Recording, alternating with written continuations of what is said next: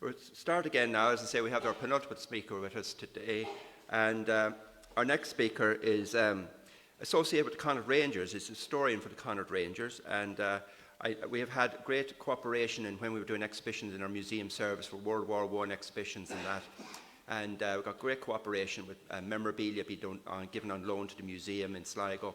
And I'd like to thank Danny and his people in the Connaught Rangers Historical Association for helping us out.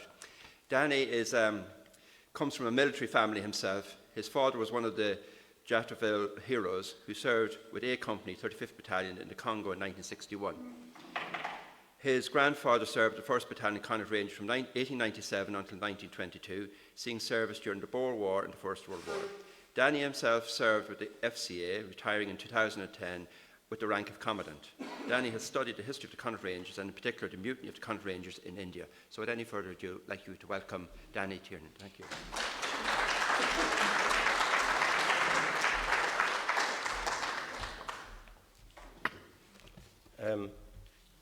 Members of the famous mutinous family, welcome.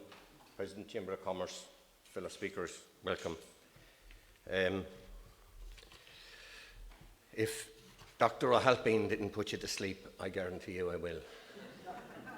And as they used to say on a certain radio programme one time, if you do feel like singing, well, if you do feel like snoring, snore an Irish snore. Thank you. If you were to be shot, stick up for your Irish home, which is ruined by the troops of our dear country. It is your duty to fight now and to try and make her free once more. That was the notice that was put up on the mantelpiece in Wellington Barracks, in the library mantelpiece in Wellington Barracks on the 27th of June 1920. Nobody has ever owned up as to who put it up, and nobody knows who did. But it was obviously something to do with Hawes, Gogarty, Lally, the three men that got together in Jalunder on that particular night and started to talk about the atrocities that were happening in Ireland. But I'm not going to deal with the mutiny as such.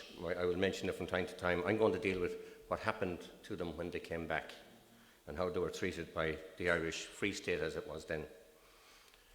The following day after that notice went up, a group of Irish soldiers downed tools in protest against action of their fellow soldiers and the British government at that time in Ireland.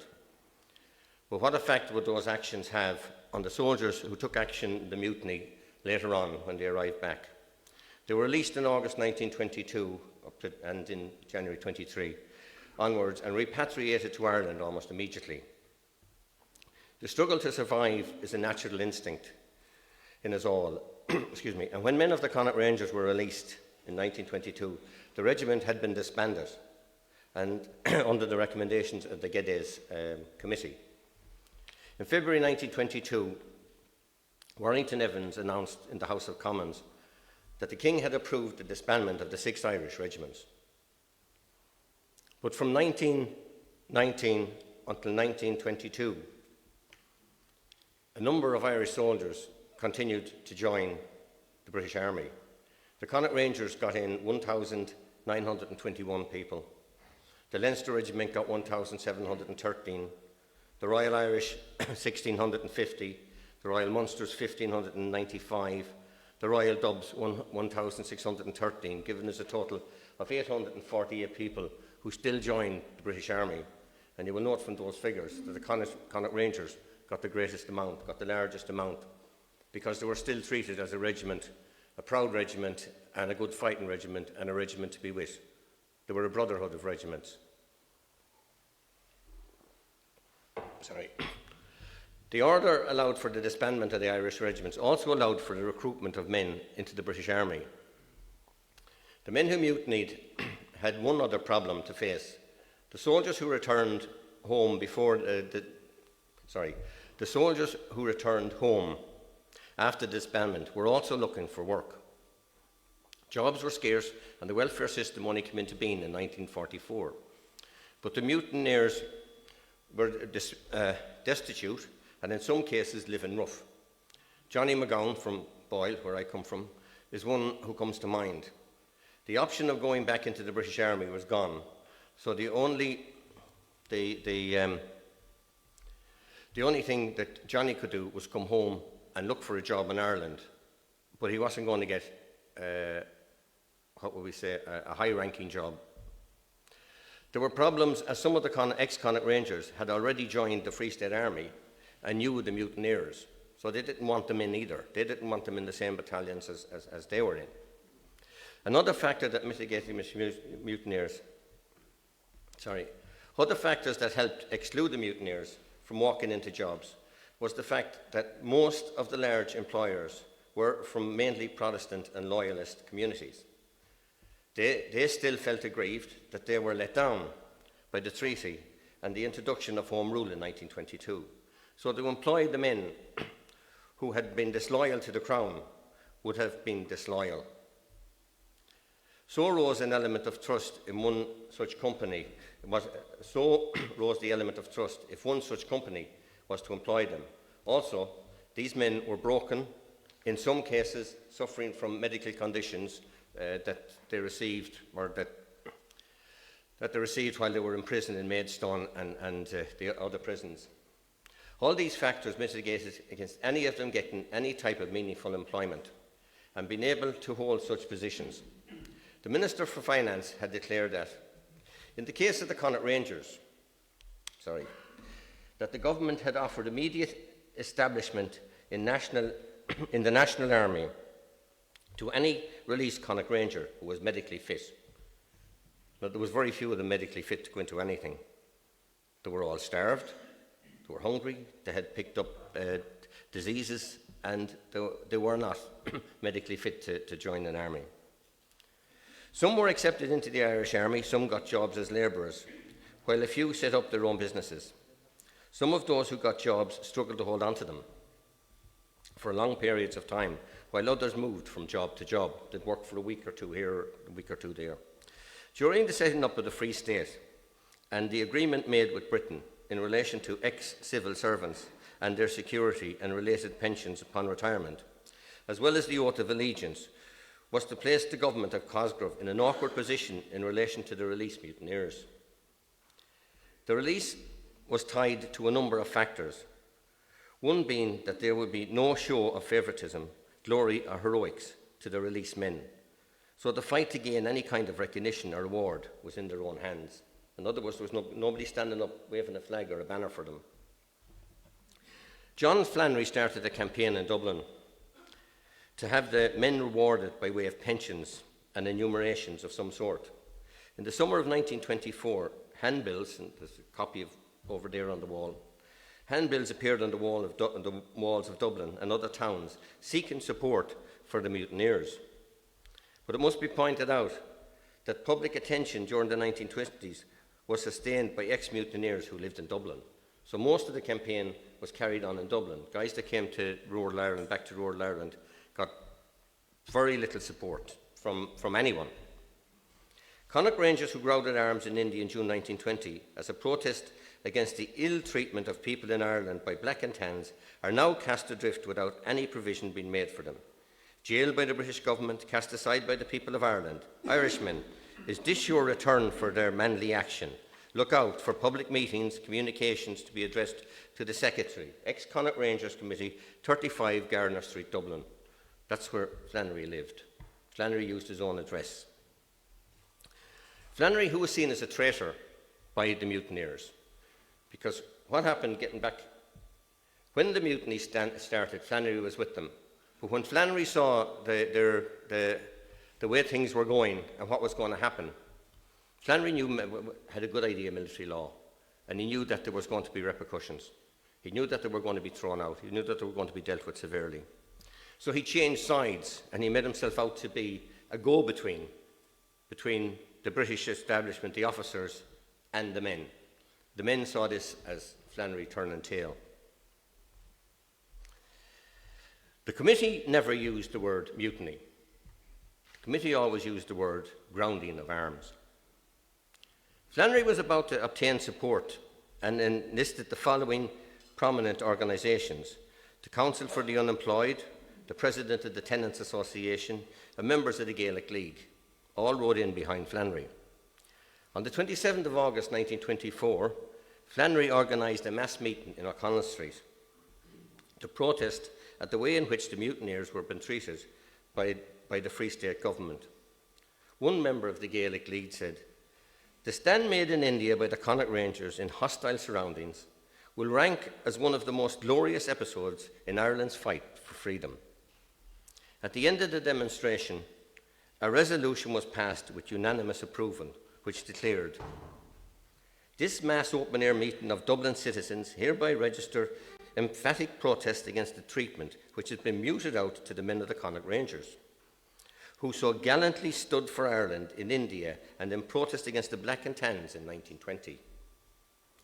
And we urge by demanding that the authorities at once come to the assistance of these men by raising them from want, misery and starvation, as it is a scandal that bravery and chivalry be so treated." Flannery distributed the motion to the President, Mr. Cosgrave, Tim Healy, the Governor-General of the Irish Free State, and the British Prime Minister. He also sent them to Annie Smith, brother of Private Smith, who was killed by accident during the charge on the magazine at Solon. Now, Private Smith had nothing to do with the mutiny. Private Smith was coming, he was coming from the wet canteen. Wet canteen is where you could get alcohol. Dry canteen is where you got tea, coffee, and whatever. And he was coming up across, the magazine was on top of a hill, and there was three roads leading up to it. One from the messes, two from, the second road was coming from the officers' quarters, and the third road came up from where the huts were, where the men slept. And he was making his way back. It was a shortcut back when he was accidentally shot during Daley's charge on the magazine. So he should never have been in the situation where he would have to go looking for money. He should have automatically, his family should automatically have been paid by the British government for the accidental shooting. But he wrote to Annie Smith, and he got her to pass out leaflets on his behalf.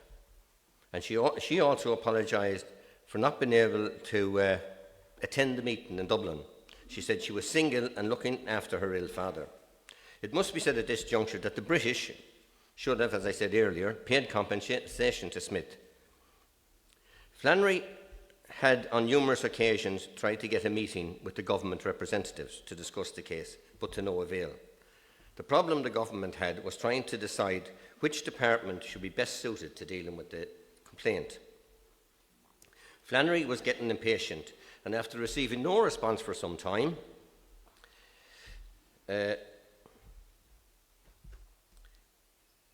he went to the President, he sent a letter to the President, and getting no result from that, he started on the Minister for Justice. The Minister was the chairman of the committee which had investigated the claims for compensation made by dismissed or retired members of the RIC, who were replaced by An Garda Síochána. On the 19th of September, Flannery wrote to the Minister on behalf of the ex-Connaught Rangers Committee, and he said, "Dear Sir, a deputation of 4 has been selected by our committee to wait on you on Monday the 22nd instant, at the hour of 12 o'clock noon, for the purpose of laying our case before you orally and seeking your help in having something definite done for the men of the Connaught Rangers, who did noble work for Ireland and India in 1920. It is unnecessary to point out that the matter is now hanging on a long time and should be considered and finally disposed of." Now, anyone know, you don't send a letter to a minister telling them he's going to meet you. He sends a letter to you telling he's going to meet you. But Flannery was a bit cheeky, and for that reason, I firmly believe that there was another force behind Flannery. There was somebody else pushing his case, because I don't believe that Flannery would have had the wherewithal. Now, I don't know the man, I never met the man, but from looking at his writings and readings, I don't think he would have had the wherewithal to actually have the gall to write to a minister and tell him, "I'm meeting you," you know, when I'm ready. But anyway, however, the Minister for Justice did not intend to be pressurised by John Flannery into authenticating the claim put forward by the mutineers. Indeed, there seemed to be evidence among the government departments in Dublin to assume a primary responsibility in the matter. Flannery received a prompt and courteous reply to his letter, informing him that the Minister for Justice had ascertained from the President's Department that they were going to arrange to see a deputation from the committee during the course of the following week. The Minister had asked the Department to communicate with Flannery to arrange an appointment as soon as possible. And in the circumstances, it seemed unnecessary for a deputation from the Connaught Rangers to visit the Minister for Justice on the following Monday. A deputation was met by the Minister's Secretary, Mr. Seamus Dolan. Now, Dolan took a very prominent part in looking after the Rangers, or putting forward their case after this. But anyway, at the government buildings in the 24th of September 1923, Flannery had with him two men, Mr. Frank Larkin, the President of the Tenants Association, and Mr. Dermot Stewart from the Dublin Trade Council. He then cited two examples of abject poverty in which some of the mutineers with their next of kin were existing. Flannery was living in a one-room house with four other people. The Smiths of Drogheda, almost prepared to go to the workhouse. He finished by declaring that all the men should be helped immediately, and they would then become loyal citizens of the Irish Free State. Stewart said he concurred with Larkin and that the Dublin Trade Council regarded the claim of the Connaught Rangers as being exceptional. Dolan thanked the deputation and said he would put the case to the Connaught Rangers as strongly as possible before the Executive Council of the government. Flannery then wrote to the Irish Independent on the 27th of September. He said, "Dear Sir,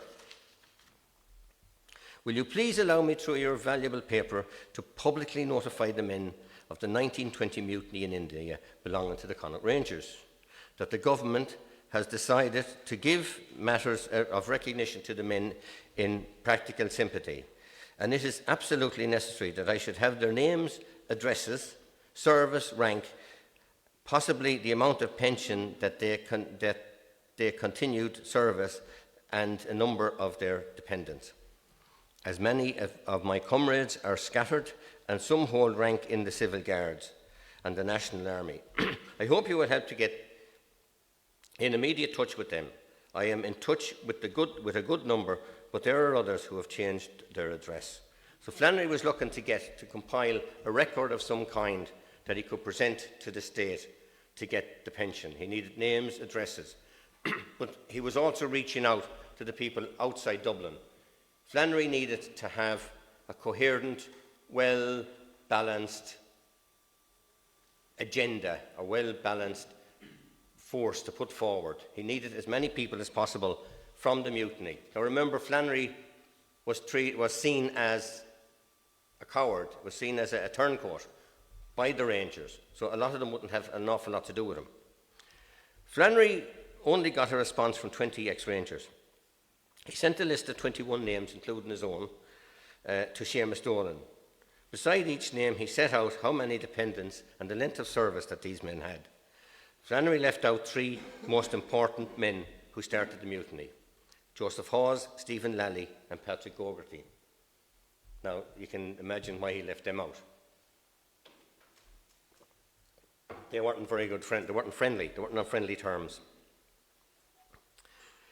Was this a deliberate aim to leave out the men as to settle old scores? The government tried through the British Prime Minister office and the Department of Defence to get a list of each man's service. The British refused to release the information, but the British authorities were watching the whole situation closely. Flannery also added a footnote to his list. Flannery and Oliver forfeit life pensions, £30 gratuity and credit. Generally, most of the men forfeit this gratuity with their pensions, while a number forfeit disability grants, malaria, sunstroke, and heart affections. The dependents of the executed and killed call for special treatment. Dolan, in fairness to him, made a recommendation to, to the minister, and he wrote, "The total number of men involved is 52, And from the letter I have received and the statements made by the deputation, I am satisfied that a good proportion of them are in very bad circumstances. In fact, as members of the deputation stated, in dire want. In addition to the 52 men mentioned above, there are dependents of the 3 men who lost their lives. Dolan admitted to having some difficulty in suggesting the best way in which the matter should be dealt with. He believed that the mutineers should get some help, as most of them had forfeited gratuities, credits, and some had lost life pensions. I would suggest, he went on, that by way of immediate relief for the men in dire want, that the sum of £200 be made available at once.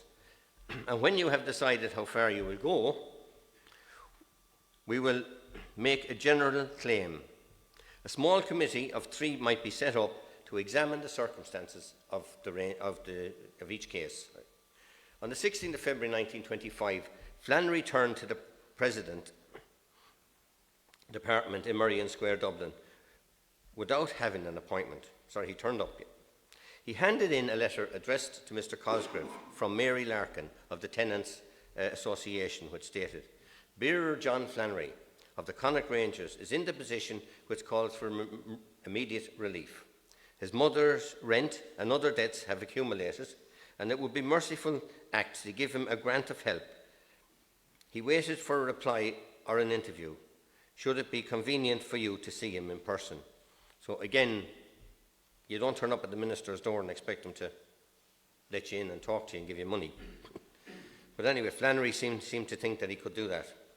Flannery's persistence did have some effect, as the President wrote to Ernest Bligh, the Minister for Finance. Bligh replied that the mutineers, had received some compensation, but it appeared they were not happy and with it and wanted a level of compensation that was given out to the RUC.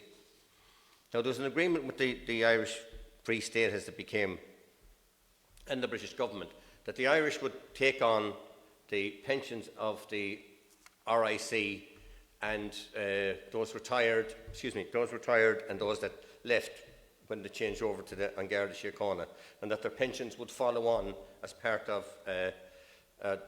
their pension when they retired from An Garda Síochána. The President suggested that the creation of a small committee of 2 parliamentary secretaries and a minister to consider the claim of these men. He added, "I do not know whether this is the best way of dealing with the case, but in any case, the whole matter is unsatisfactory at present, going from one minister to another and to private secretaries as well." So he was getting a bit peed off with letters hopping from one person to another and the same letter going around.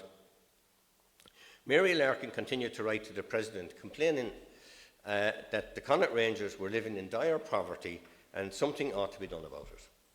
It was around this time that the Irish Independent started to publish an article on the mutiny at the Connaught Rangers, and it was written by a person who used the name One Who Knows. The article was basically Flannery's evidence to the court-martial.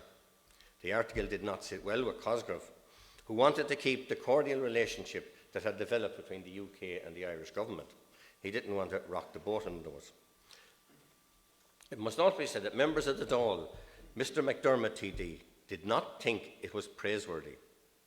The action of the Connaught Rangers in India, the dismissal by Mr. Mcdermott of the Connaught Rangers' contribution to the Irish nationalism, was debated by Mr. Donnelly, who discussed 2 different points of view taken by the Irish nationalists. There was an isolated nationalist who considered that no sort of terms should be made with the British Empire, and that we should devote ourselves to revolution. In contrast to this was the Redmondites' view, Irish nationalism, that the best way to work towards getting self-government was to accept the Crown and the Empire and to develop within that framework. The Connaught Rangers took the latter view by going into the British Army of their own free will, took an oath of allegiance on their own free will, took upon themselves the obligation of maintaining the splendid tradition of the Connaught Rangers, and yet, in spite of that, they mutinied while in the service of the Crown. Mr. O'Farrell addressed the Connaught Rangers' contribution to Irish freedom when he said the Connaught Rangers did a braver thing than anyone in this country when they mutinied. They took a risk far greater than the majority of people in this country ever faced or had to face. These plain soldiers of the British regiment risked their lives thousands of miles away from home, not knowing whether they would ever be heard of again, or cared if anyone would pity them or raise a voice in support of their dependents. And so the SAG continued with Flannery, with his begging bowl, and the Dáil trying not to offend the British government by rewarding the men of the mutiny in India in 1922.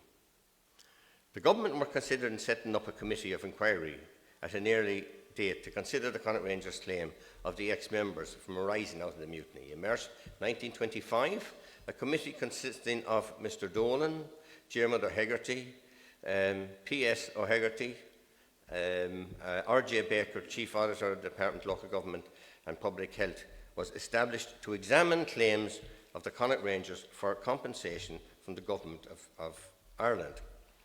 Deputies O'Flaherty, O'Higgin, proposed that the Dáil Éireann Select Committee consist of 5 deputies be appointed to investigate and report on the claim. The committee had the authority to send for persons, papers and records. We would adopt the same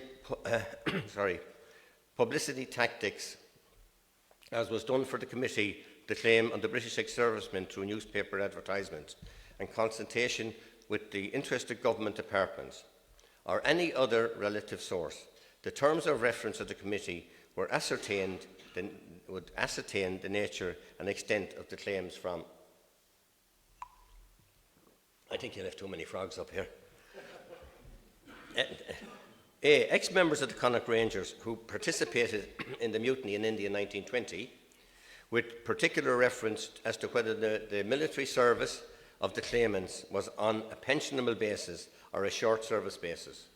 And as for the number of those claims disability from wounds or injuries or from disease attributed to imprisonment. To get a pension, you had to have X number of years done in the army at that time. So after 5 years, you could claim a certain amount of money. But because they mutinied, those 5 years was gone. They were gone. They had lost all entitlements. B. Widows and children of ex-members of the Connaught Rangers whose death is claimed to have been due to execution, wounds or injuries sustained in the mutiny, or disease attributed to imprisonment consequent to the mutiny. The government, or at least some members, felt that the men of the Connaught Rangers who voluntarily took such action in India were in the same position as civilians who made the sacrifice for national cause at home. So in other words, they were saying that, look, people in Ireland that fought the British Army, that stood on the corner or spied on them, that they equally did the same thing, or they were equal to what the Connaught Rangers did in India. Many civilians, their personal prospects, who had run a great risk at home in order to do what they considered they should do and ought to do in the interest of the country. And they were receiving no compensation. Many civilians made greater sacrifices from the economic point of view than perhaps any of the Connaught Rangers, whose businesses were allowed to fall into this decay because of the time given to the national affair and because of the imprisonment suffered. They had no claim to compensation. So in other words, they were saying that the Connaught Rangers weren't entitled to anything because all they had done was the same as what the ordinary civilian did at home. And so the saga went on, and there were, as far as I can remember, 6 Connaught Ranger government motions put down in relation to pensions. A lot of them, as I said earlier on, were very ill. They weren't well. I'm just looking for something here that I've mislaid. They weren't very well. And The Irish government had decided that they were going to look at what the men would have been entitled to had there been no mutiny and had they come out in 1922. And they looked at the pay structure of the Connaught Rangers at that time and what they were getting paid. And a Connaught Ranger at the time of the mutiny was being paid a rate of 25 shillings a weekly allowance of 15 shillings, and a ration allowance of 9 shillings for dependents. Allowance and 5 shillings for clothes. And in addition, they got a gratuity if they served for 4 years. They got a gratuity of £50. Reports on individuals were presented to the Dáil concerning the well-being of the Connaught Rangers mutineers. And the first one that they mentioned was James Daley. James Daley, who was the only one to be shot for his part in the mutiny, left a mother who, through the representation of Mr. Shaw TD, received 2 grants from President Cosgrove, totalling £15. He gave her a £10 and then later on he gave her a £5, and was receiving a weekly pension of 5 shillings from the British Army, from the British War Office, in respect of another son who had died while in active service. James Oliver from Loughrea, County Galway, Thomas Devine from Longford, John Mcgann from Boyle, and James Flannery, Dublin, were ideal and destitute. James Davis escaped from working jail and had joined the IRA. He fought the B specials on the Spurn Mountains, and he had been recaptured and spent 5 years in Peterhead jail before his release in 1926. And he wrote, "Just to let you know I am still alive," typical Irishman. I could not go to see you on Sunday, as I had to pledge my clothes to pay the rent, and as everything in the house has been sold since I was knocked idle. I am now in a proper fix. My mother has been laid up for the last 3 weeks. I wonder what the people who appealed to us to protest against the Black and Tans are thinking about to leave us in such a destitute state. Patrick Donoghue from Cork lost his disability pension and was not fit for work as a result of wounds received in World War I. Mr. Donoghue was, in essence, completely broken and in poor health. At the time of the mutiny, Thomas Devine in Longford was sentenced to death for his part in the mutiny, commuted to penal servitude for life, imprisoned for 2.5 years. Mr. Devine was waiting to be drafted home at the time of the mutiny, but lost this by taking part in the mutiny, and afterwards got wound pension of 7 and 6pence. Prior to the mutiny, he had been granted £1 per week wound pension. He was unemployed and living with an aged father. Patrick Dyer suffered from malaria for 2 years imprisonment, living in bad circumstances with his wife and 3 children in Ballymote, Sligo. The widowed mother of J. Fallon from Drogheda was in bad health and dependent on him. After 12 years in the British Army and 2 years in prison, Mr. Fallon was unemployed and in destitute circumstances. Flannery himself, 12 years, 2 months. Flannery had an aged mother with a younger sister to look after. Thanks to the widowed sister, who was receiving £1 and 16 shillings per week compensation for a husband dying from the effects of war. We are all not starving today. After 13 years' service in the British Army, John Flannery of Dublin was unemployed with dependents, aged, invalid mother and widowed sister. Patrick Kelly, a sergeant major, who died in Manorhamilton, County Home.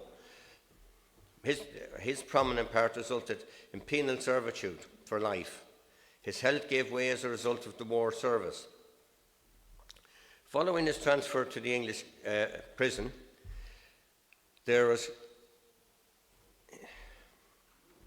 a non-payment of a service pension. The journey between prison, Portland, Maidstone and Manchester caused Michael Cairns, 20 Middle North Court Avenue, Church Road, Dublin, to die in poverty in the South Dublin Union on Tuesday, August the 6th. With 16.5 years service in the British Army, John Oliver, a Galway man, was sentenced to death, commuted to penal servitude for life. Imprisoned for 2.5 years, Mr. Oliver was a patient in Galway Hospital and in the county home for many months. John Oliver was unemployed and in bad health, and last heard of living on 4 shillings a week, outdoor relief.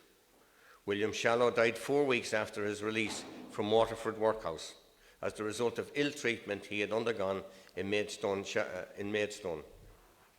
Shallow's death was a cruel commentary on the gratitude displayed by the so-called Irish government for his actions in India when this man came home to die in the workhouse. Johnny Mcgann was slightly different to the rest of them. I had the privilege, their brother lived not too far from my mother and father lived, George, and he was a very interesting man to talk to. He didn't have much respect for John. He reckoned John was for the birds. But anyway, these are Flannery's reports now about the people.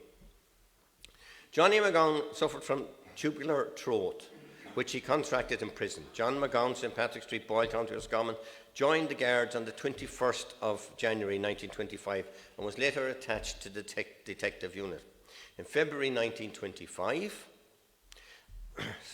a detective unit was sent to Drumshanbo, County Leitrim, for special duty.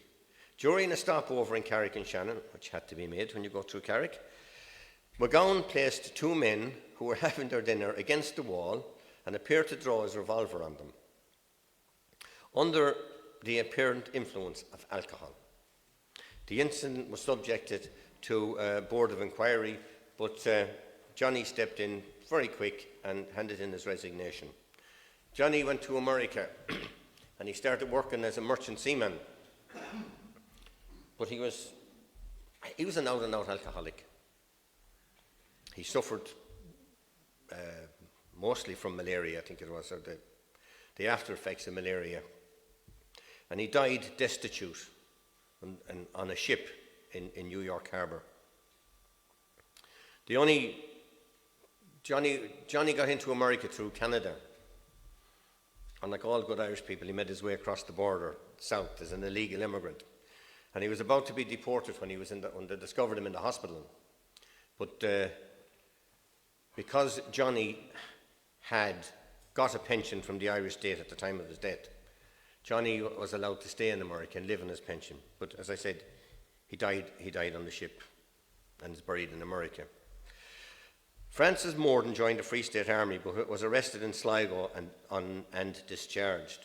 He got employment at £18 a year. So ex-Connaught Rangers shouldn't go to Sligo to get a job. John Morehouse reflected on the case of the Connaught Rangers who mutinied in India. Some suffered death, others imprisoned, followed by discharge with ignominy. Despite having service in the National Army, John Morehouse from Newbridge, County Kildare, was practically starving, unemployed with a wife and 3 children. And so the story goes on and on about every one of them. Most of them, as I said, up around Dublin. Very few of them in the West stayed around. They went off, they left, went to England to work. Their lives were total misery, and the state didn't seem to be doing anything about it. De Valera, when he came into power, when he went into government with Labour in 1932, he abolished the oath of allegiance to the Crown. He discontinued the payment of interest by the Irish Free State on the capital sum advanced by Britain under the Land Purchasing Act.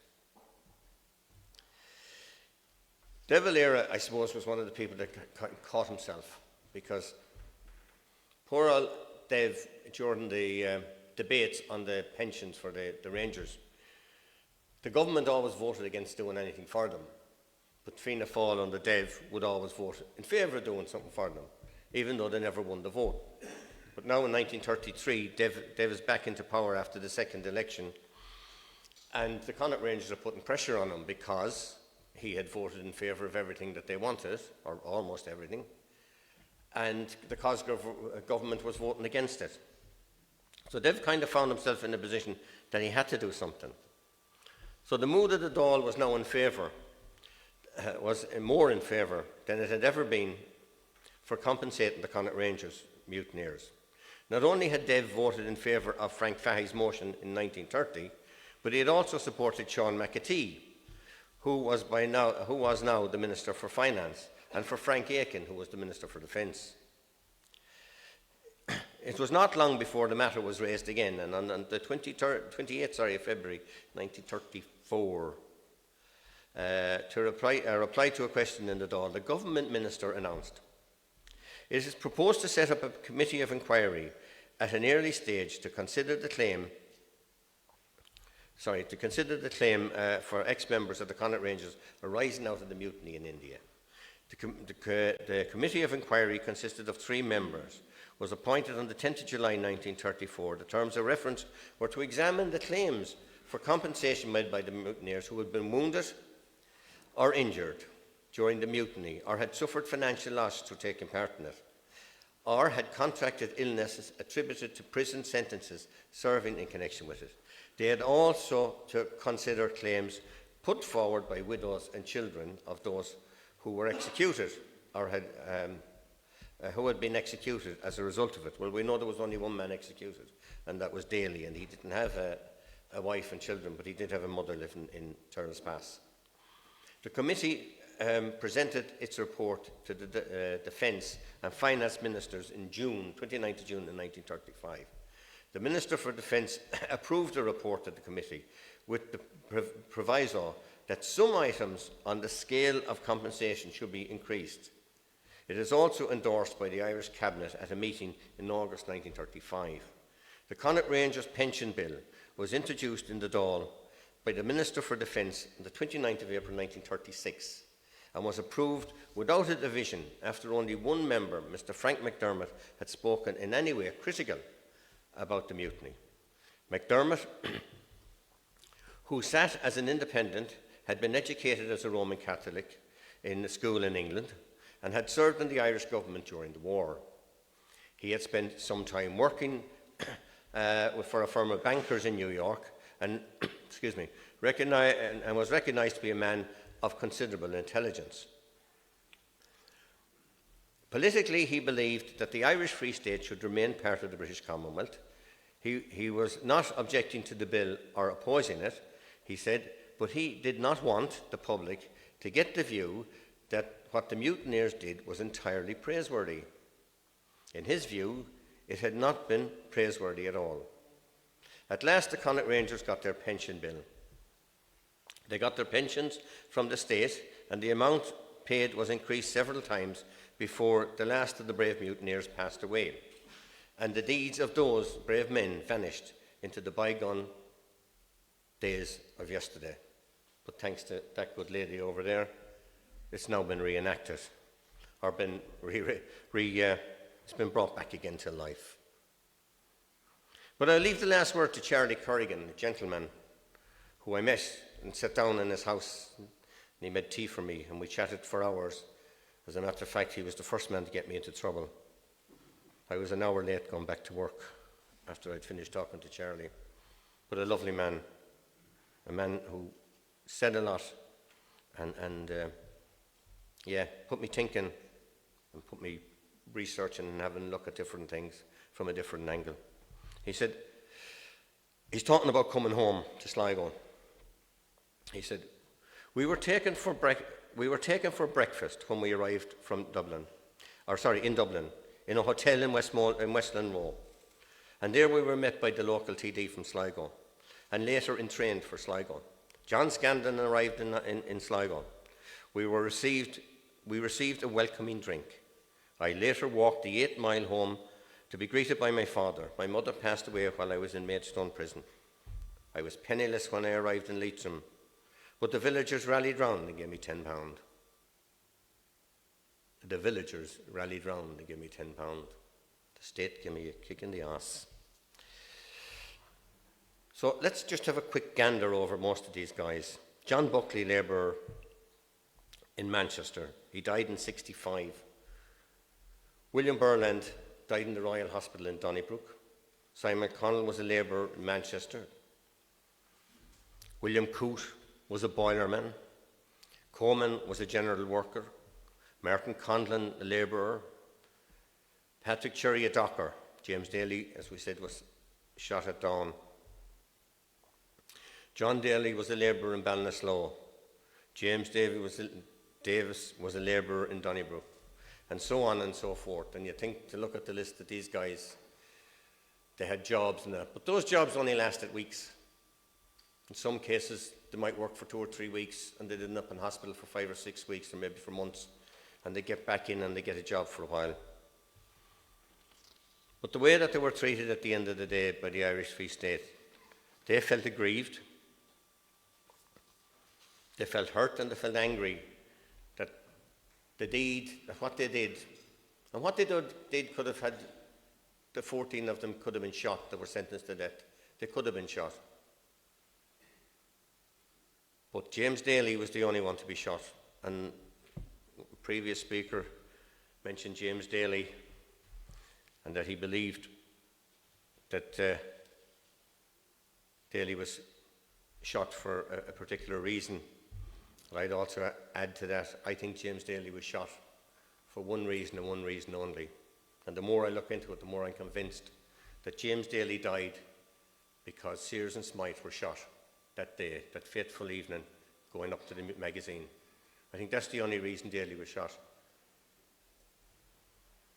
Because somebody had to be punished. And the only way to punish somebody at that time was for that crime of killing or having 2 people shot, was to shoot Daley as the mutineer. Because we're going to play a small little bit of track from the interview that was made back in, I think it was the 70s, was it? 60s? 70s, of which some of the mutineers talk. But there's one particular man talks, McWeeny,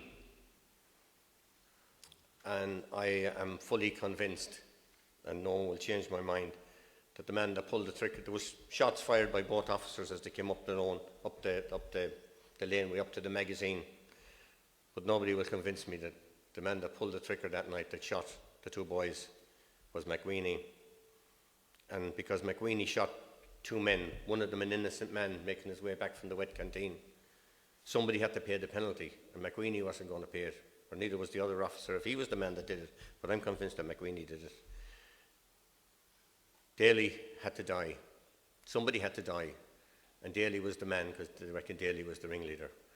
But it must also be said in relation to the mutiny in Jalunder and the mutiny in Solon. The first thing that's lost in a battle or a war or a struggle is the truth. And when Keenan and Kelly went into that hut 17, that fateful evening after they made their way up from Jalunder to tell Daley, what was going on, they mentioned his brother Michael was part of the mutiny down in Jalunder. Michael wasn't. Michael was gone because Hawes, Gogarty, Lally and James and Michael Daley were making their way to the guard room that fateful morning to hand themselves in when they met Sergeant Morahan. And Sergeant Morahan turned them round and he said, "Look, lads, what you're doing is wrong. Go back. There's another way. We'll handle it when James comes." James was his brother, the RSM, out on the range. He said, "We'll handle it when he comes back." And the boys turned around and they went back. But whatever happened between them leaving Sergeant Morahan and making their way back to their billets, Michael Daley went into his billet, but the 3 boys turned around and went back. And that mutiny was over. That mutiny was practically over when James Daley found out, or was told, that there was a mutiny. And he was also told that, and Charlie beared this out for me, that the Irish regiments in the British Army were all mutinying, that they were all at it, which wasn't true either. There was only one company, C Company, were the only men that were actually taking part in the mutiny. So I asked Charlie why did Daley pick up his bayonet and charge up the hill to the magazine that fateful evening. And he said it had to do with what went on in the canteen. And I could picture, I come from a very strong military background myself. My grandfather joined the army in 1897, and to this day we have somebody in the army on both sides of the water. The Brexit line, as we call it now. I can see my father, Mick Chapman, Paddy Gaffney, the Lord mercy on him, and Eddie Doherty and them sitting at the bar, and some young lad walking in saying that I'm after starting a mutiny, and they'd say, yeah, good man, fair play to you, you handed up your weapons, now what are you going to do with your mutiny? And I could see that that's the type of thing that would have gone on, that the old sweats would have picked on the young sweat and made them feel guilty. And Charlie reckoned that it was the old sweats were getting on to him. Daley was a bit of a hothead, and as I said, he bit the bullet, grabbed the bayonet and decided to prove them wrong. But it didn't work out that way. But I'd like to thank Mary for inviting me, making contact with me, and getting me involved in something like this, because it's something I believe in. I believe they should have been honoured years ago. I firmly believe they should never have gone through the life that they went through up to getting a few measly pounds for what they did. They were brave, they were honourable, and like a lot of people, they were thinking of their country, but the only difference was they did something about it. Thank you.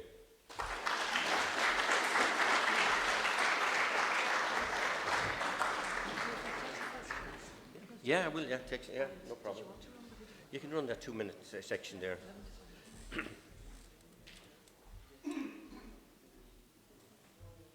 We run that then? Yeah.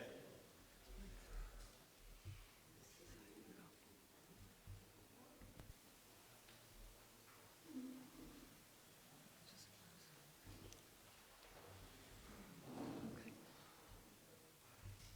Sorry, I don't know where it's gone.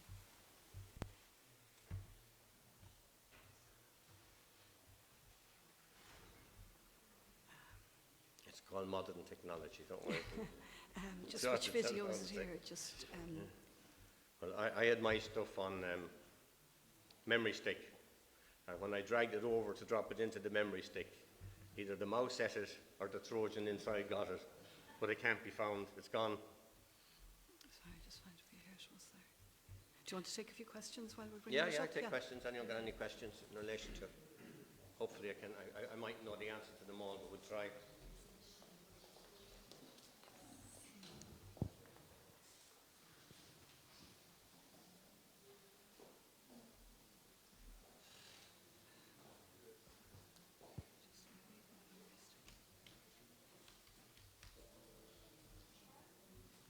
I think it's the short video, Yeah. isn't it? I think it's the short one. Didn't do anybody any good. There was no point in executing him. I don't think it proved anything. Didn't do That's anybody any good. McQueenie, the man. They weren't even mentioned as playing a part. And they did play a part. Played a big part. They took a very big stand in a foreign country. And in the British Army, which was at that time supposed to be the enemy of Ireland. It was a failure for the men. It did no good to Ireland as far as I could see it. It was a failure to the men because they had sacrificed everything for what? That's the big question mark all through the years. For what? Because nobody recognised them.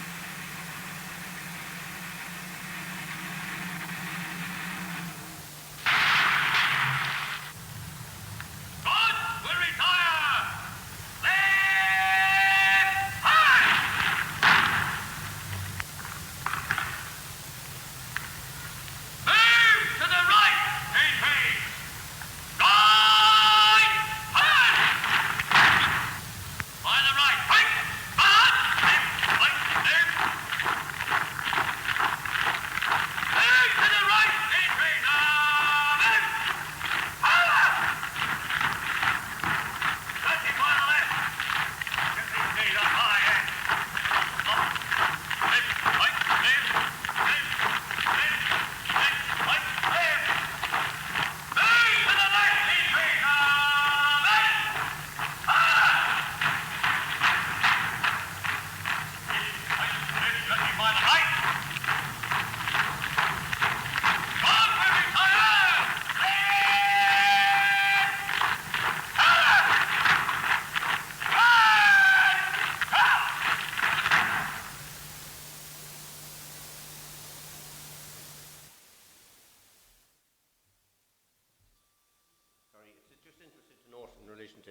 Daley's tombstone, or headstone. When they did put it up, they got the date wrong. They put it up as October, not November.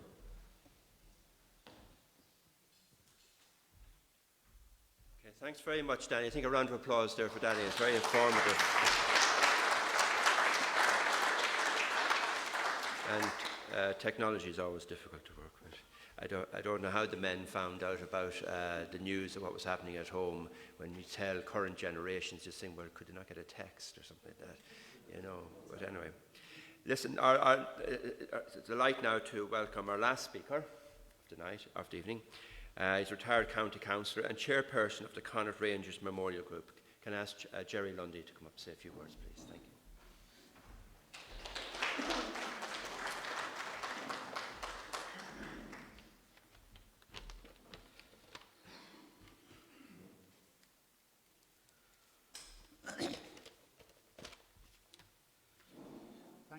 Donald, as chairman of the Connaught Rangers Memorial Committee, it is both an honour and a privilege to thank you all for attending this very important official launch for the centenary of the Connaught Rangers Mutiny in India, which took place on June the 28th, 1920. I want to thank the Cathaoirleach of Sligo County Council, Councillor Tom McSharry, for his address, and all the elected members and politicians and members of the community for their attendance here in Chathliny today. I'm sure you all enjoyed our excellent panel of speakers. Dr. Ewan O'Halpin, Dr. Mario Draper, Danny Tiernan, Roger McCarrick, President of the Chamber of Commerce in Tubbercurry, Brian Scanlon, Mary Henry, and Councillor McSharry. And I want to thank them most sincerely for giving us their time, their expertise and knowledge at today's launch. Of course, this launch could not have taken place without the help, advice and guidance of County Librarian Donald Tinney of Sligo County Council and his excellent staff, Michelle Brennan and John Duggan. And on behalf of our committee, I want to thank them most sincerely for organising and promoting this official launch. So please give them a round of applause.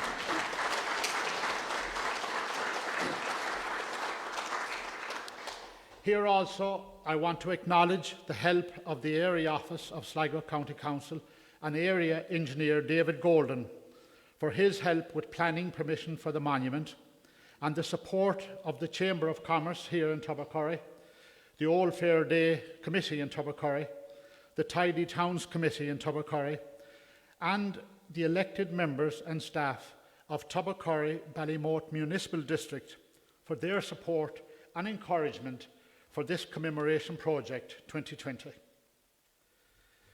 The proposed unveiling and dedication of the monument will be held in June 2020, the centenary of the mutiny. And I can tell you at this stage that the President of Ireland, Michael D. Higgins, has been invited to perform the formal dedication and keynote address. We are awaiting at this stage confirmation from Áras and Uachtaráin regarding dates, etc. Finally, I would like to thank the staff here in Chathliny for making the premises available, John Nyland and his staff, for this launch, and to Teresa Cawley and staff from the Cawley's Hotel in Tubbercurry for providing refreshments for today's launch. Please excuse me because I slipped up on one page here, and bear with me just for 2 more minutes. As you know, events like this launch today don't just happen overnight.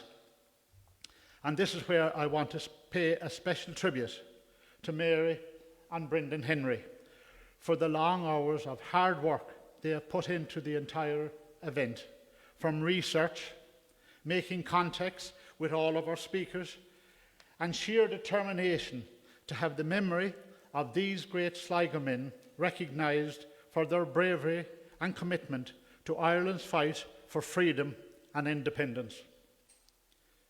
Mary, as you all know, is the granddaughter of James Gorman, from here in Tubbercurry, born right across the road from where we are. And it was Mary and Brendan's sheer determination and enthusiasm that got me on board as chairman of this committee to honour these great Sligo and Irish men, namely James Gorman, Jack Scanlon, Martin Conlon and Patrick Dyer, who have become Ireland's forgotten heroes.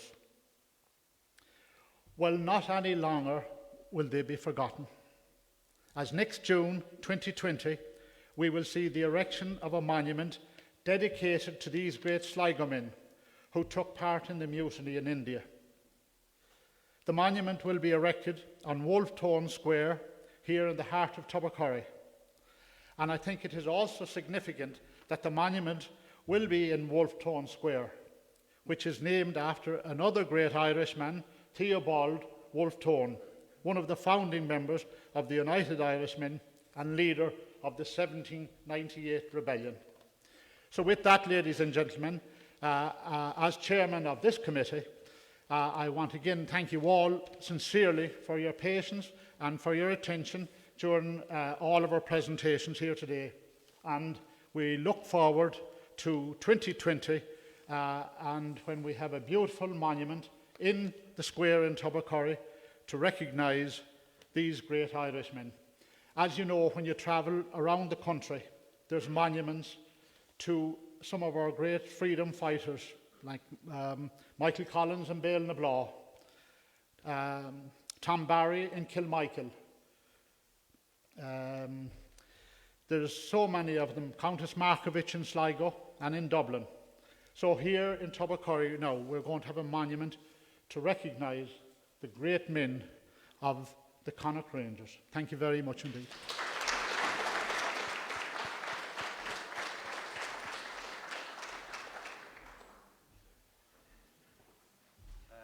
That draws things to conclusion here today, but I'd like to just mention as well Ava's assistance on the sound, Odilon as well, and James and his team from Studio Rover did the live streaming, and I've also been asked to mention James Daley's niece, Veronica Dunn, who I think is watching in Tullamore on Facebook as we speak. And I look forward to next June. I think if this is a flavour of what we're going to get, it's going to be fantastic. We will have a cultural event, hopefully, around the unveiling as well. So I look forward to coming to Tubbercurry again in June. And thank you, the audiences, both here and around the world. So thank you very much.